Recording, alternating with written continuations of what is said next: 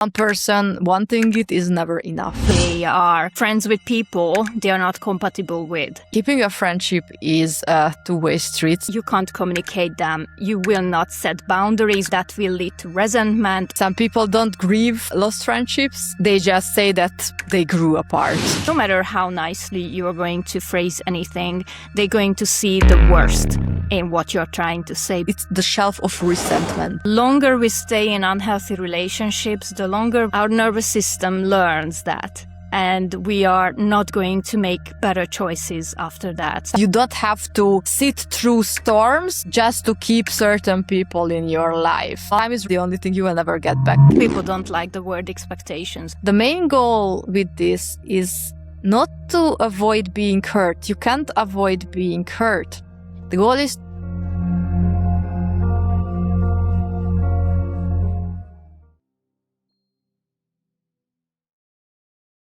Hello, welcome back. If you are where you need to be. And today's topic is about the friend who hurt you more than your ex.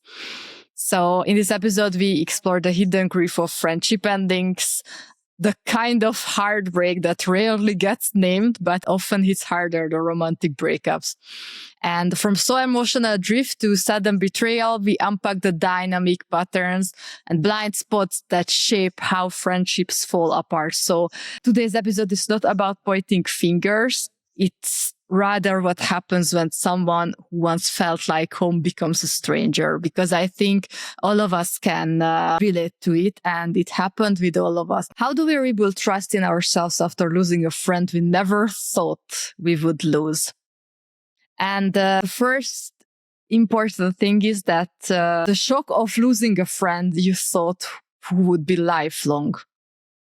And why friendships ending hit deeper than romantic was sometimes. And it depends on what kind of wound someone has. Some people don't grieve lost friendships. They just say that they grew apart. But the truth is misalignment, resentment, silence, and a lack of skills to communicate. So we would like to go through 4 type of ending of friendships, which we both went through.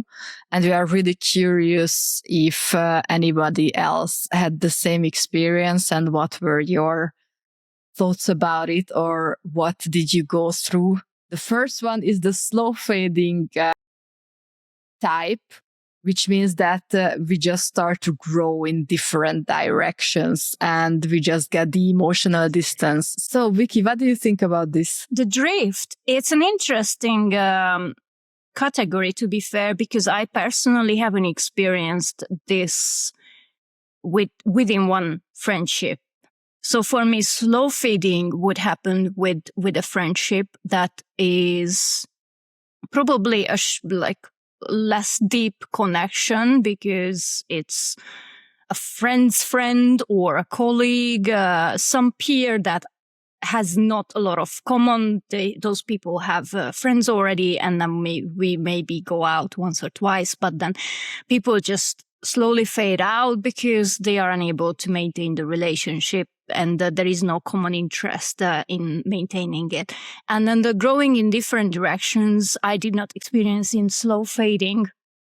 I experienced that it with actual deep long-term friendships, where either of us would be working to heal our traumas, our wounds, and growing more self-awareness in certain areas of our lives. And then the other person wouldn't be able to. And because of this, all kinds of clashes and resentment would grow between us. That would lead to unmet needs and literally dissatisfying relationships. So that's where I would need to decide, where to go. And that's how I would see that we are growing in different directions. And because of that, also emotional distance would happen. That's my experience. Mm-hmm. What about you? For me, when I think about growing in different directions, my childhood friend, one of my best friends, come into mind, who we lived at the same apartment block and we were constantly hanging out because we were basically neighbors. And I have a lot of childhood memories with her. We have a lot of pictures together too. But as soon as we started the universities, our attention shifted elsewhere. She also met new people, and as it usually happens when you start a university, you will have more in common with those people who you are having shared classes with, because you are constantly with them. And just after some time, we started to hang out less and less together, because I was busy with my life and she was busy with hers. And we had less and less to talk about, unfortunately. So I'm always saying that keeping a friendship is a two-way street. So it needs both participants to be wanting it the same way and to pouring energy and time into it. And it just didn't happen like that. So the distance started to grow, and eventually we just let go of trying to make it work. And everybody just followed their current path, which was completely different from what we shared before. And what's interesting is that it wasn't parting ways in anger or with any kind of drama. It just simply happened because our life circumstances have changed and our interests have changed. And we couldn't find a common ground anymore. And we didn't even try that much. Because I have another childhood friend who I still have today, because we both put the effort into it. But for some reason with this individual, it didn't happen. So this is something you always keep, I think, in your memories, like cherish the nice old times. But we could never repair it to the same level, because we live completely different lives now, like completely different ones. And we don't really have anything in common to talk about. Yeah. That's so interesting that this is how people meet, and you have a certain need, a certain personality that matches for a while. And then you are like keeping together as long as it's an ugly word, but it's convenient for the both of you, because it's easy. And that's how I think friendships should go one way. But then on the other side, I kind of regret that people don't put effort into it. But then I am sure actually that there is a reason for that. As you just say that you guys are already like so different two people. So there was a reason for that, because this is how like trees also don't grow the same eventually, even though they were planted in the same time. So that's so interesting to me to look at it this way. Yes, completely. But this is something which happens. It's completely normal. For me, she's the first person who comes to my mind because she was so important in my childhood. And we still keep in touch lightly, I would say. But it will never be the same, which is also completely fine, because as you say, completely different directions and completely different lives. Yeah. So not much to share anymore in that depth, at least. That's interesting. I would like to add, because now that you shared your experience, it kind of brought up some memories for me, which is very strange that I wouldn't remember these things, because I think for me it wasn't such a long friendship as yours that would last until university. If for me it would happen a few years at a time. For example, the 5th grade to 8th grade in primary school. And then we changed schools, or for 2 years, I would have a best friend. And then we changed schools or classes. And then it would just shift so quickly. It wouldn't last. The fading part wouldn't last that long. So maybe we would catch up once or twice and never again. And that's it. We would maybe mention that, yeah, it would be nice, but then I think my brain just kind of let those go, and it doesn't categorize them as fade out, because compared to the years since then past, it feels like one day change. So that's why I think I felt like I never experienced that. Yeah, but you see, sometimes conversations can bring up old memories, which you don't even store anymore. Yeah. I mean, you store them somewhere, just not in a place where you could directly just remember it without anything triggering the memory. Yeah, I had to go up to the attic to browse through the dusty drawers and boxes of my memories. Yeah. Yeah. So I would like to go for the second main course of friendships fading away. And I think maybe this happens more often with people, is the clash, when values shift, mismatched communication happens, and unspoken tension starts to build. Uh-huh. And because of that, there is more and more conflict from one side or the other, or both. And in the end, it is not possible to repair the bond. Have you ever had anything like that? Yeah, that's more like it that I remember. There are 2 major ones that I really remember that are quite recent in the past few years. And for the first one, I was kind of the trigger point. So I was the one who wasn't able to communicate. So usually, very often in romantic as well as friendship relationships, there is a giver and taker relationship, even if not literally, like parts of the relationship, even if not literally. And one person may not be as self-aware to be able to recognize what their needs are. That is crucial for the current relationship or a relationship that they want to participate in. And because of that, they are so-called friends with people they are not compatible with. For example, with narcissistic people or avoidance. And because of that, you either overgive or you are the one who are taking too much from the other relationship.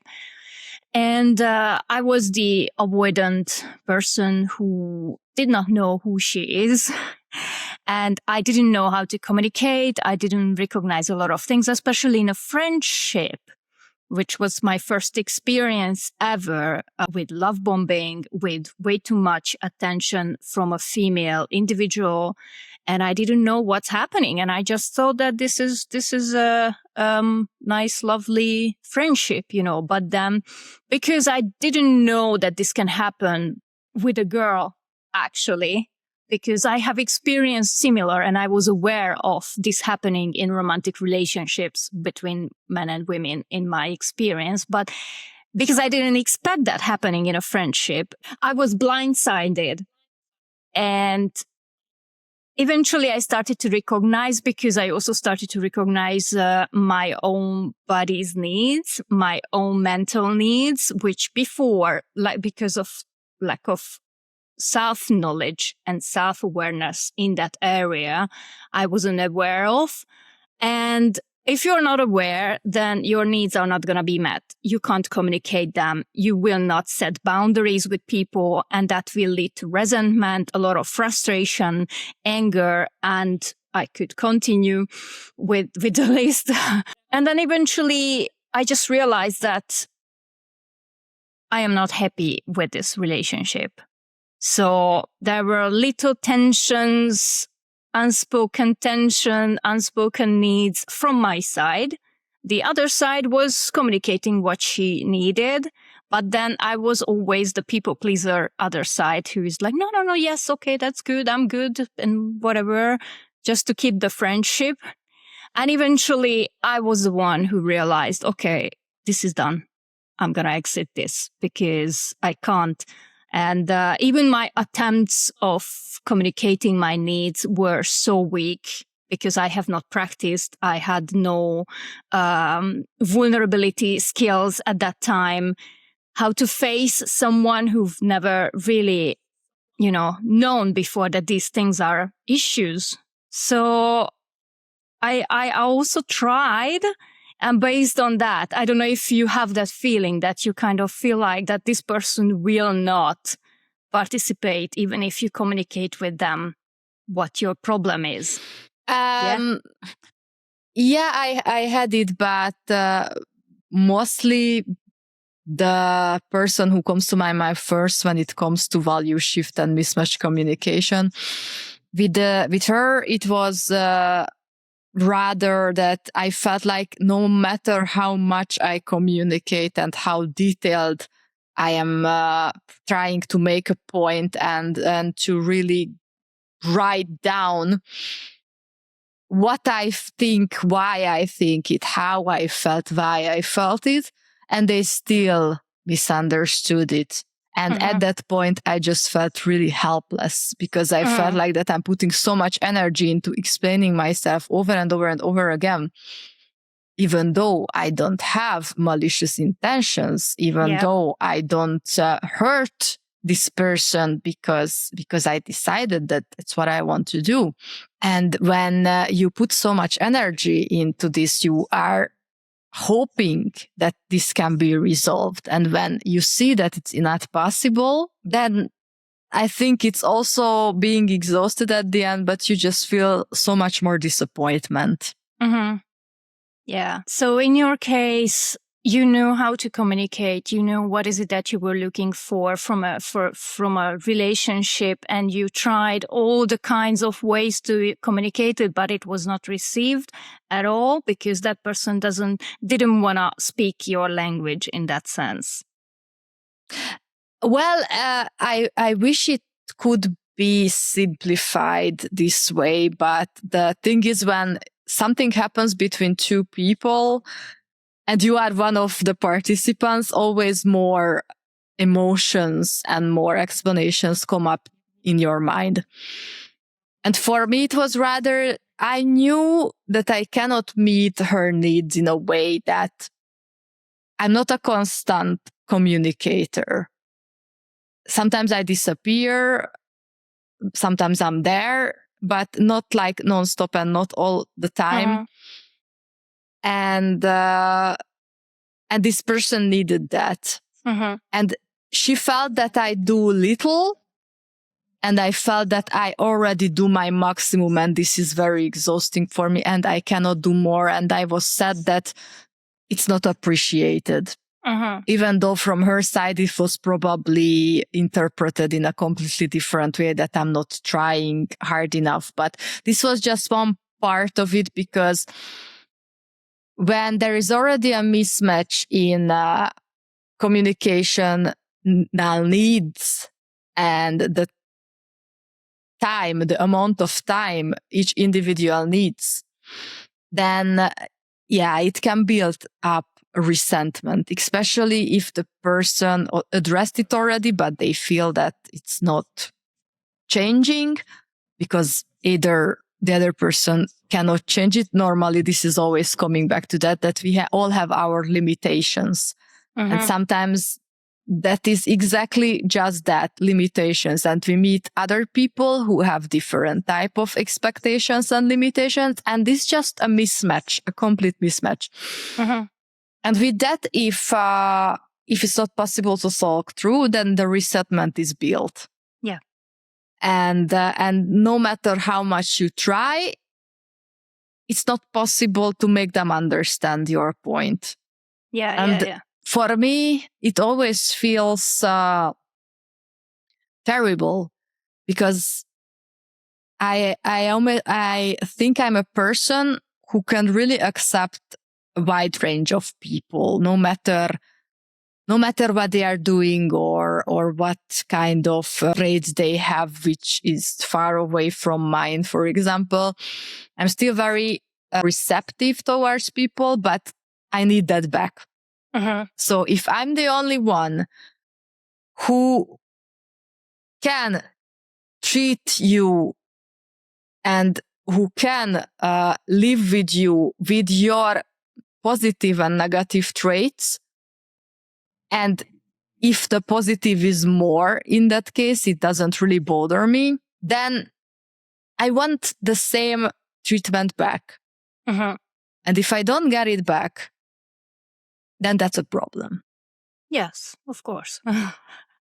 Then I start to feel the need to disengage from that friendship, because it makes no sense to me that somebody wants to change me and doesn't accept me, even though I accept them. Because there are things which we can align, which we can compromise for each other. But there are personality traits in each of us, and we have our own lives, and we have our own ways of living life, which we are not going to change. It either aligns or it doesn't, and that's it. And if my way of living hurts somebody else, for example, or triggers them so much, there is nothing I can do about it. Yeah. This is when we recognize that relationship is not compatible. And this is what people actually personalize way too much. But I really love how you actually come from a very communicative and self-aware in friendship relationships place, because for me, this friendship was actually the first where I started to recognize that I have needs. And that I should be communicating those needs somehow, but I didn't really know how. And I was really trying and struggling. And then with the first small attempt that was rejected, because of course, most people, they just live with their big wave of how they live. And then if you don't set your boundaries, they're going to crash your attempt, and they're not going to even maybe notice that you were trying to communicate something. And, this is when I started to gradually, in the beginning, I thought that I'm okay with everything. And this is my pattern that in the beginning, I would always justify. And I think we talked about this with the self-gaslighting and self-sabotaging and other topics. And then eventually this weird feeling after every meetup, I would feel like I feel so upset. I'm so nervous. What the hell is going on? And then that was the first time, the first relationship. And because I wasn't there yet to be able to healthily communicate and set boundaries, I ended up ending that relationship. And I honestly, truly believe that even if I was able to do all of that, that relationship still wouldn't work. Because in my opinion, I do try, even before that, I really tried very hard, even though I was really bad at communicating and I wasn't aware of my own needs. But if I noticed that someone needs something, or they told me once or twice, then I would pay attention to not force it, to not push. If they say no, I accept that. That's it. But I did not experience that with that person. And in my idea, in my world, which I don't know how legit it is, to be fair, but if I'm asking someone once or twice that I would like to do something or not do something, and they keep pushing it, they keep finding ways to convince me to do that they want to do or they want from me, then that person, no matter how advancedly I would be communicating or setting boundaries, the boundary would be eventually that I'm not talking to that person. So that was my conclusion. I don't know, because I never got to test this. So maybe it could have worked out, but then in the end it didn't, because I ended the relationship because I couldn't handle it in a healthy way at all. Yeah, but that's the thing that through our life, we are also always on a certain level. Yeah. Of how we can handle relationships and communication, because we are human and we are learning. Yeah.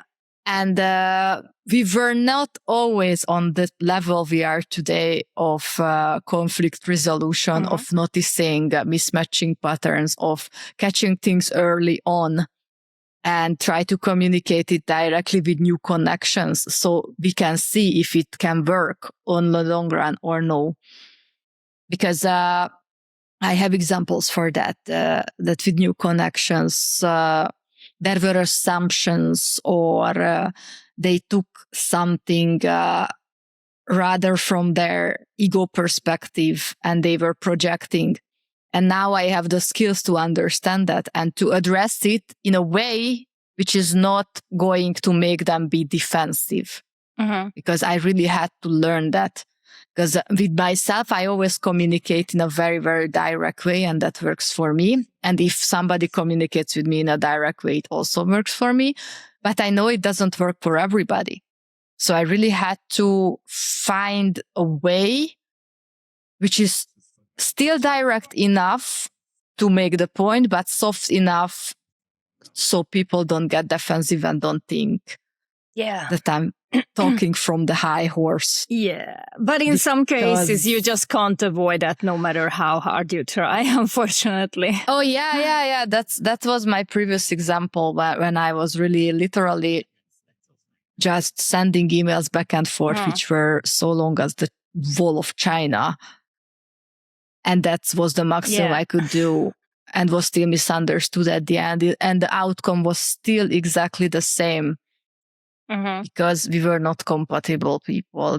She needed other type of people around her, and I also needed other type of people around me, and that's it. Yeah. And I think this also connects to unhealed wounds, because we don't only have unhealed wounds in romantic relationships, but this is why people take certain messages delivered in a certain way, or even no matter how you take it, the very wrong way, because they haven't healed those parts that is touching that message, or the way you deliver it, or the way you are not showing up for that person, which may not be a healthy thing, to be fair, because some people just crave a toxic amount of validation from everyone because they are unable to give it to themselves. And just because you are unable to deliver that, it doesn't mean that that's a healthy request from them, and anyone should be doing that. But yeah, so a lot of times that's the actual thing. That is the saying that you see what's inside of you. So messages, the word, people, anything, however you feel, what kind of wounds you haven't healed in yourself, that's how you are going to project onto people, the way they communicate. And from that point, no matter how nicely you are going to phrase anything, they're going to see the worst in what you're trying to say, because that's how they experience life, and there's nothing you can do about it. Yeah, of course there are literally lost cases also, but when there is really, it doesn't matter how nicely you communicate something, they will just see whatever they want into it, and they're gonna see you malicious no matter what, because that's how they survive life. And that's what works for them, or doesn't work, but whatever. But there are people who it will work. And then you know from the start that, okay, so we can go on with this friendship, or we can go on getting to know each other with this person, because early on we are already communicating very, very clearly who we are, what our boundaries, what we like, what we don't like.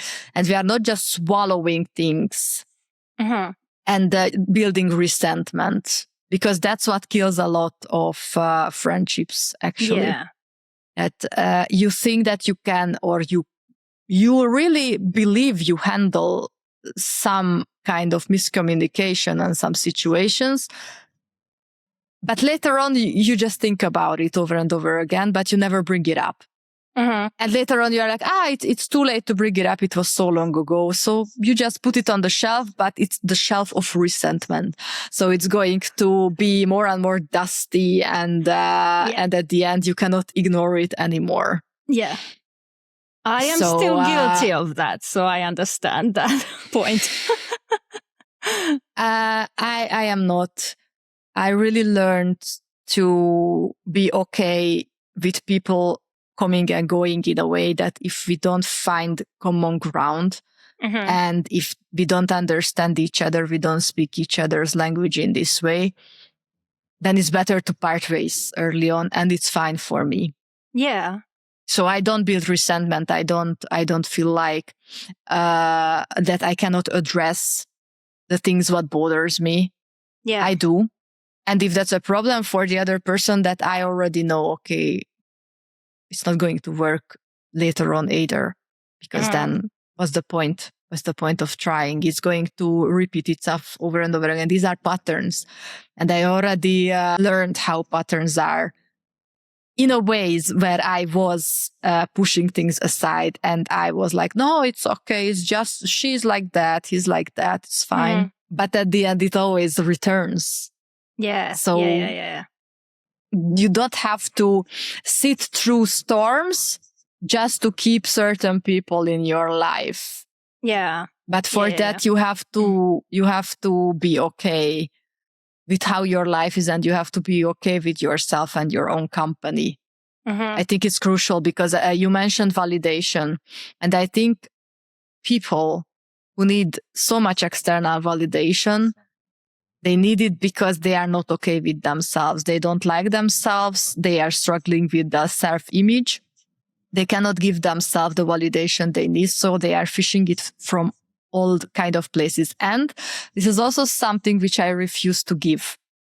So if somebody is asking me questions or telling me things which I consider as validation fishing, I am not going to help them with that. Yeah. If I want to compliment somebody, it needs to come from my heart. It needs to come from a place where I really want to do that. Yeah. But when I do that, these kind of people, usually they don't know what to do with a compliment. They are just, no, I'm not so good. No, it's not like that. No, I'm not so... They cannot accept a compliment. And they are still dying for it. So it's a really strange contradiction. Because that is still part of compliment fishing and their validation fishing when they are not able to accept it. Because the more you push, the more you try to prove it to them that, oh no, but yes, you are this and that. And that is just feeding that validation. That's why this is kind of part of that. But that's when I also don't like to participate at all. And not that's when, that's why. Because everyone needs to learn to give themselves validation as well as accept it, because I kind of feel like then I'm giving out a lot of energy for no reason because this person is not even utilizing it. So what's the point? I'm not going to keep giving more for them, so. Yeah, completely. And you also brought up something earlier, which I want to go back to, is that one person always pours more into the relationship than the other. And I wanted to add that in healthy cases, it's always balanced out at the end. So there can be periods when one person needs a little bit more understanding or a little bit more listening. But then when the other person needs it, they are going to give back the same energy. And there are cases, in my case, it happened a lot because I'm really into psychology and I'm also highly empathetic and understanding of many kind of situations, that I became the therapist friend. So people just started to trauma dump on me and they used me for that. And they didn't really care what's with me, what's with my life. They didn't have the energy to listen to my stories. They just wanted my therapy, so to say. And wanted my advice or wanted some kind of validation that somebody listens to them. Yeah. And that's not a good place to be either. But back in the day, I also treated friendships differently, and I had to go through a lot of different cases to really understand what's in it for me and what makes it work for me on the long run. Yeah. And thankfully, I have such very, very long lasting friendships where I could just see, okay, why is it working for so long? What are we doing? What makes it so strong? And how can we always resolve our conflicts? Yeah. And then I have the example in front of me already. Yeah, that's the interesting part, is to recognize whether that relationship is reciprocal.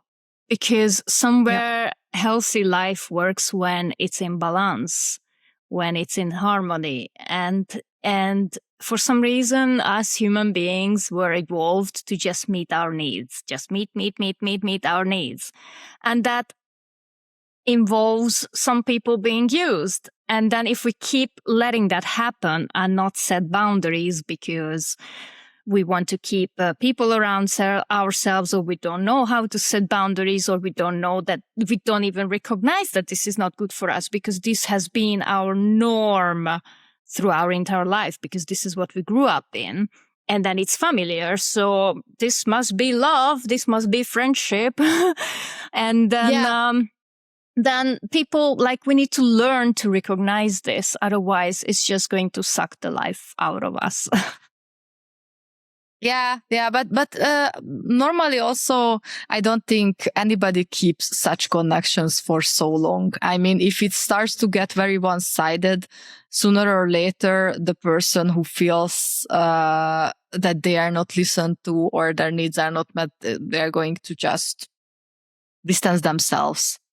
It's interesting because I have examples for both cases when telling the person repeatedly that I always reflect on what they tell me and they never do, and they shift the attention on themselves again, worked because I had the patience to repeat it over and over again, and I wanted to keep that friendship. Mm-hmm. And it changed. It changed because, of course, the other person also was capable to understand it. They were mature enough to not take it as something bad, but they took it as a criticism from a good place. Mm-hmm. So they told me, okay, I will really try. And first they failed, but after some time, it started to work, and ever since it's working. Mm-hmm. And I know for sure that I have also been in a place where I was the one who needed a bit more attention and more help. Mm-hmm. And I was focusing mostly on myself. But the thing is that then the other person didn't have this kind of will or patience with me. Yeah. And they were telling me, but when I bring something up, you don't go into such details when I do when you are talking about your things. And then they started to build a resentment. Mm-hmm. And that was also one part why it ended. Mm-hmm. So that's why I'm always saying it's up to two people. It's always up to two people. Yeah. If your friendship will last or not. Because one person wanting it is never enough. Yes. So I wanted to still circle back to the part where you mentioned that you are okay with letting go relationships when you see that the other person is not meeting your needs, and then that this is not a compatible connection. And that's how it should be. And how I what I wanted to say with that is that maybe some people can relate to that it doesn't happen from one day to another.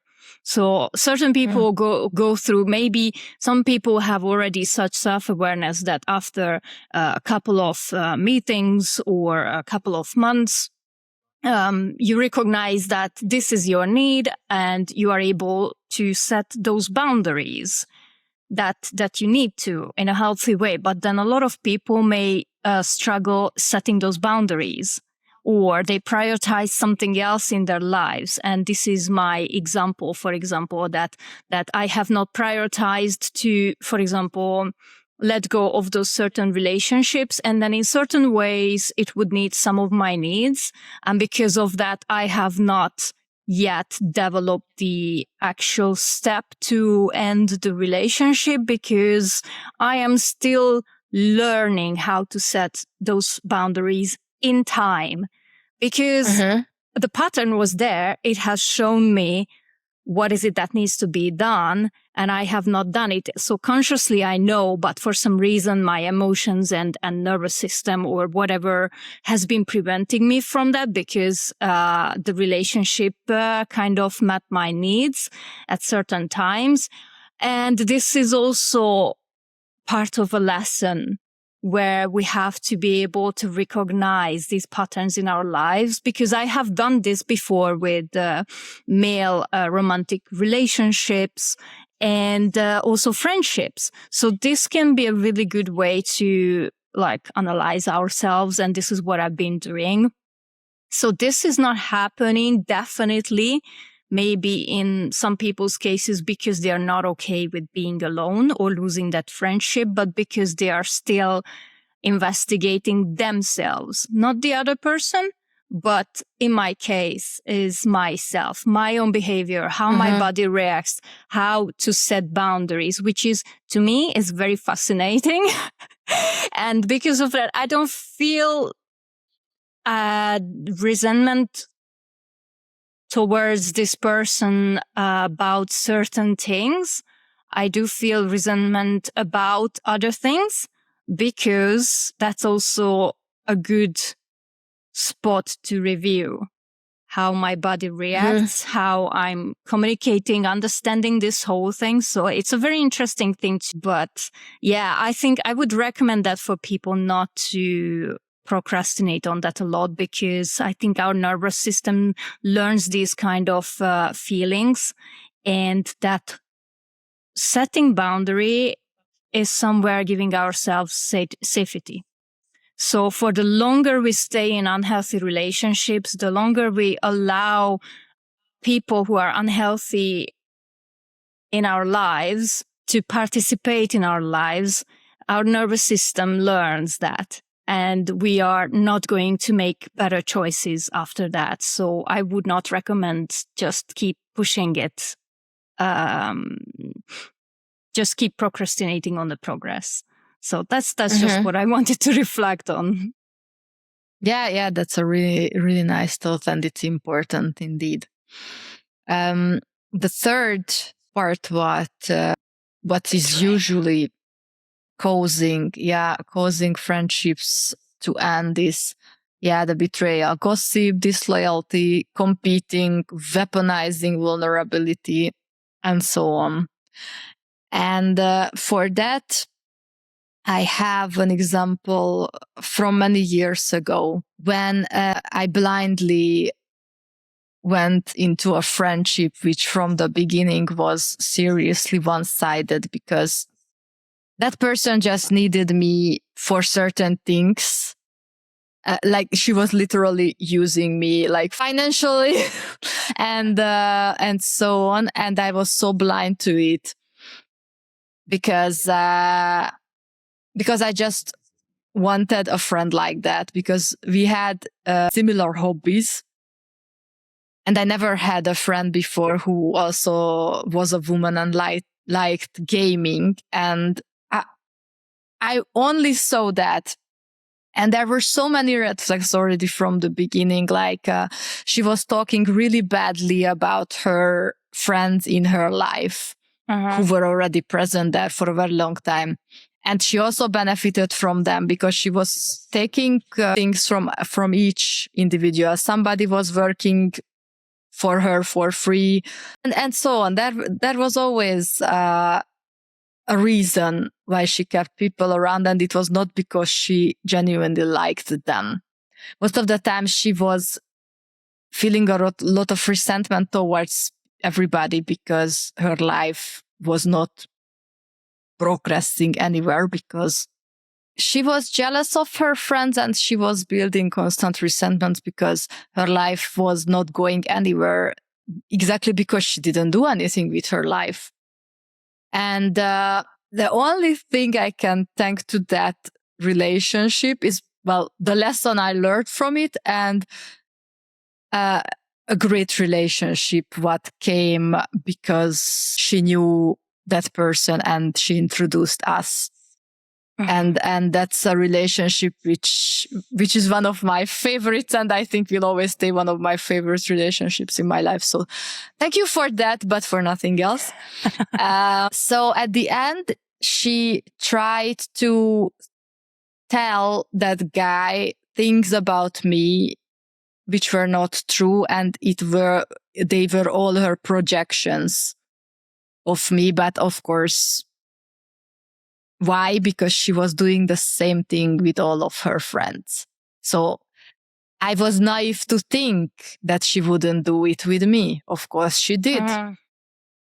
And I only can be grateful that she's not my friend anymore, but those people she still talks badly about are still her friends. Till this day, because they didn't get this good opportunity, so to say, which was also, of course, painful, that the person who they talked badly to said it back. Because the guy showed me how she talked about me and what she said. And then the betrayal switch just turned in my brain. And from that moment, she meant nothing to me. It was like a second. Like, okay, so I was good to you. I liked you. I was I was your friend. And this is how you pay me back. And this is how you talk behind my back. All right, that's enough for me. Thank you very much. And that was a type of betrayal which I cannot forgive. Because it's malicious. It's not like it's accidental. It's not like somebody makes a mistake. It's not like you feel they betrayed you because you still have unfinished emotional business with something. No, this is pure betrayal because they talk badly about you as a person. There was nothing to repair there. There was nothing to do with that. So in such case, I think the most important thing to understand that these people were never your friends. You were just blind. You chose to be blind because of certain benefits. You thought that that friendship is giving you. In my case, it was that we could play together and we could discuss video games together. And oh my God, from a woman, it was such an extraordinary thing at that time because there were so little amount of women playing video games. And that's what I was clinging into for a long time. Yeah, that's the interesting part of how we manage to fail seeing the whole picture when we are focusing on the green flag. I almost we put it in plural, but very often it's just one flag that we are craving so much in a forest of red flags. And we are so focused on it and we just don't see it. And it happened to me with friendships as well as romantic relationships. So I can totally relate to that. But I love how healthy your self-respect and view of friendships has been based on what you've shared so far. And you have been aware of what is it that you need. And because a lot of people, as what you beautifully mentioned, it's not because of an unfinished emotional business that someone hasn't healed yet. A lot of people feel betrayal because of that, which is not definitely the other person's fault, and it could have been solved and resolved with communication and vulnerability and resolving the conflict. But a lot of people, very often fearful avoidance, choose to exit very hard, slamming the door when they experience that. But in my opinion, that your case and all of the cases you've shared so far have been very healthy choices, because you have recognized that this is not a reciprocal and healthy relationship for you. And I think this is a life goal, how people should be going forward, finding relationships and knowing themselves as well to be able to find relationships. So I really love that for you. Thank you. It's nice to hear that, because I haven't always felt like that's the case. I mean, like everybody else, I made my own mistakes, and I'm sure that I caused pain to other people unwillingly. I know I never been malicious, and I never had a bad intent towards anyone on purpose. So whatever hurt I caused, I think it was of emotional states and attachment styles and different places in mindset to be, rather than being malicious. But that's also something which I cannot tolerate in other people. And I really see that as a red flag if you have a friend and you talk badly behind their back. Yeah, I do It's just agree not with something. that totally. It's not something. It's just not. It's not something I can ever forgive. Yeah. And there are many things I can, because I understand. Yeah. Sometimes things happen. Sometimes we say things we don't mean. Sometimes life happens and so on. But this is completely separate from that. It's so interesting, because it just came to my mind that I have always felt very weird about, for example, let's just say the series Friends.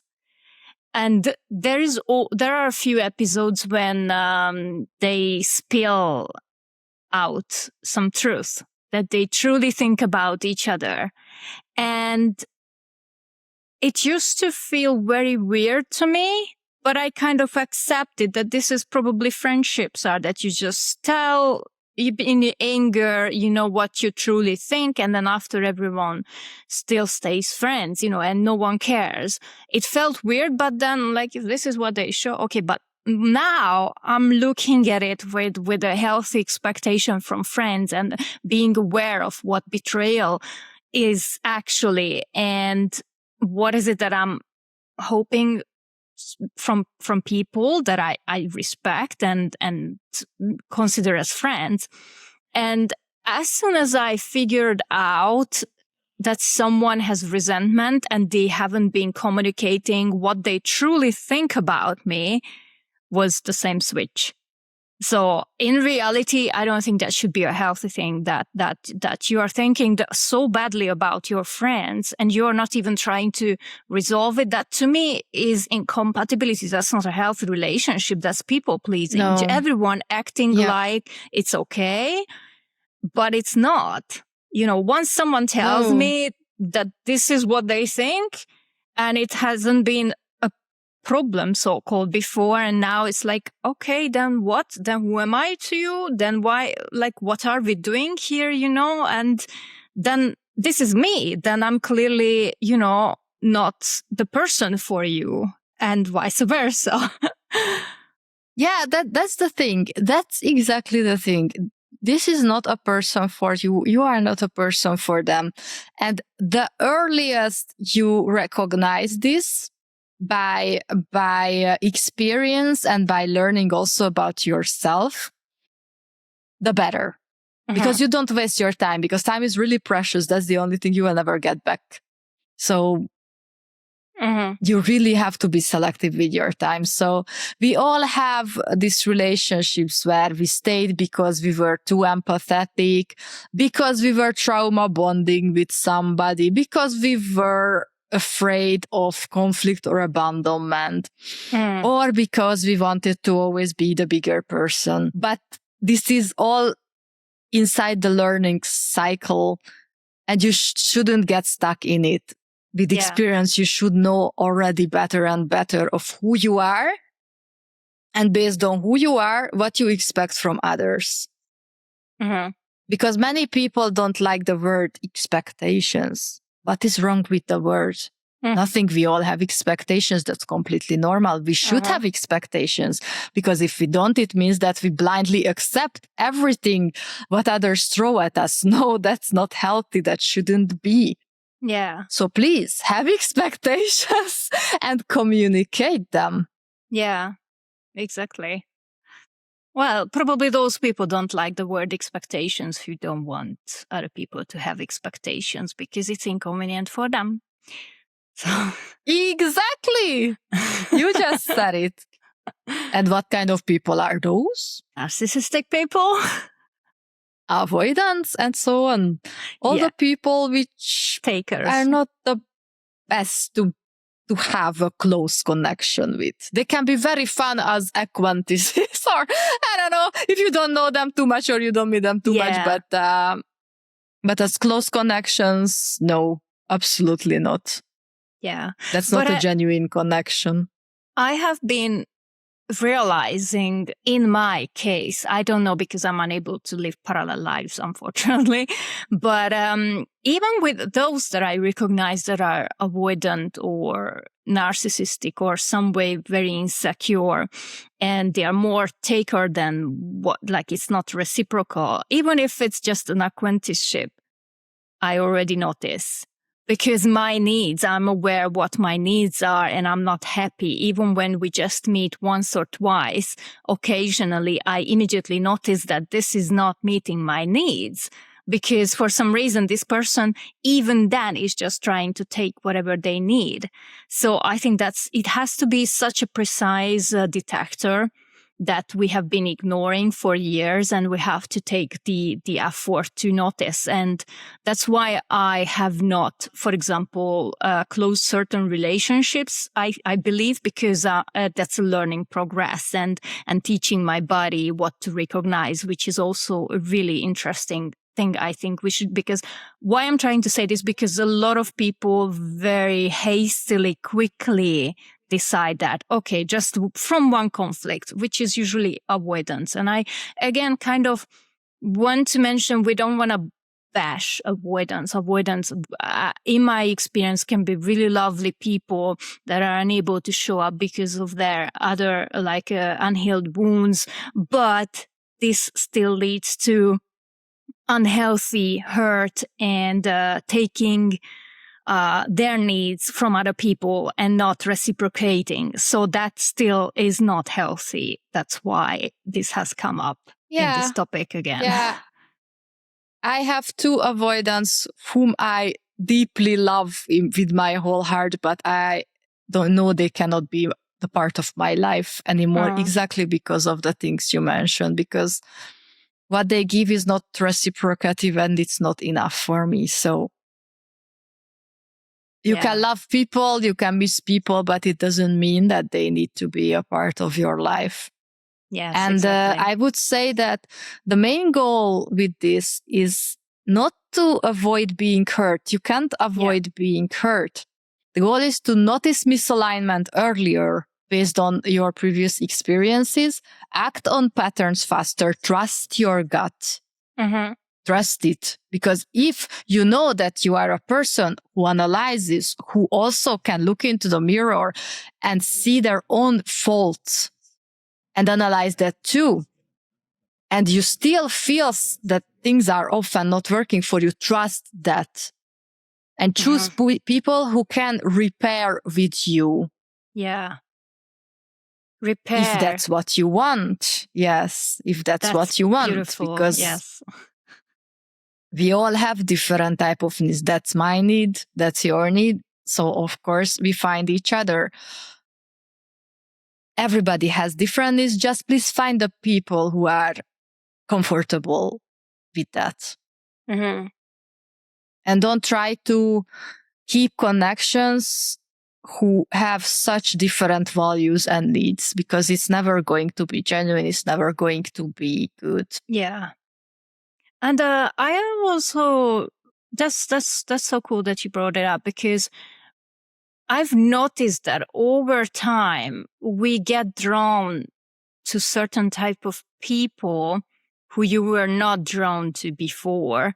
And they have such different values or behavior or something. And that's again something we have to recognize why we are drawn to that feature in this person, because there is a reason. And it seems very, very attractive. It seems awesome. Oh, this person is so light and easygoing, or they are like badass, or whatever that is.